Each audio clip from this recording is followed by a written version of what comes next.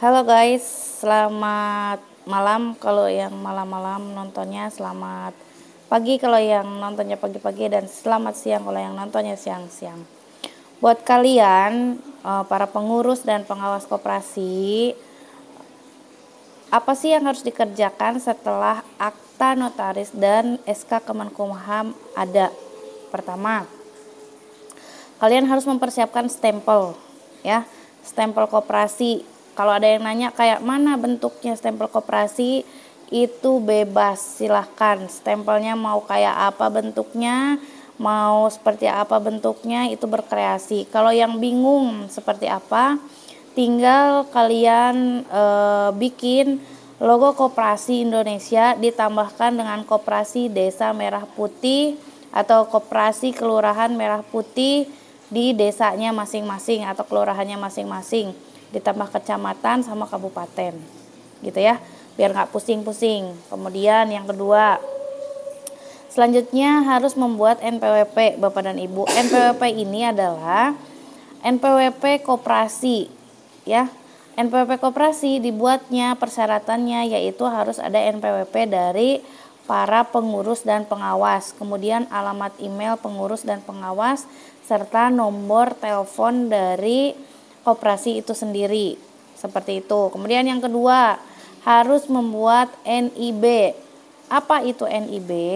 NIB adalah nomor induk berusaha, ya. Nah, ini harus ada karena penting, gitu ya. Penting, kalau nggak ada nomor induk berusaha, Bapak dan Ibu tidak bisa membuat legalitas yang lainnya. Kemudian yang keempat, setelah akta dan SK Kemenkumham hadir, yaitu membuat rekening koperasi. Nah, rekening koperasi itu syaratnya harus ada NPWP dan NIB. Seperti itu. Kemudian jangan lupa bikin papan nama, ya, bikin papan nama di koperasinya. Kemudian selanjutnya bikin struktur organisasi yang sesuai dengan aturan. Jadi rapat anggota dulu, baru pengurus sejajar dengan pengawas, kemudian unit-unit atau bidang-bidang usahanya, kemudian anggota. Itu harus dalam satu kesatuan. Selanjutnya harus apa yang dipersiapkan? Yang dipersiapkan harus ada buku wajib koperasi yang 18 item, ya. Nah, buku wajib tersebut harus ada, namanya juga wajib artinya harus ada.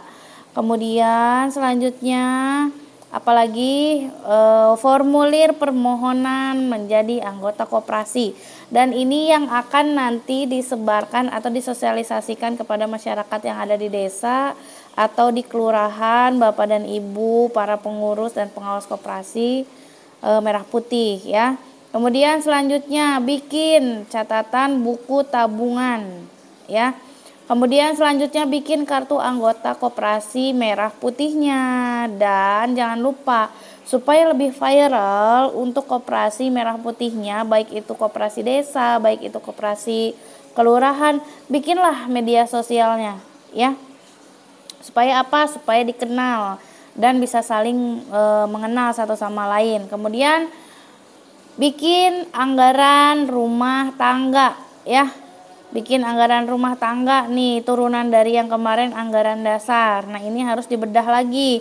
Bedah anggaran dasar untuk dibuat anggaran rumah tangga oleh seluruh pengurus dan pengawas.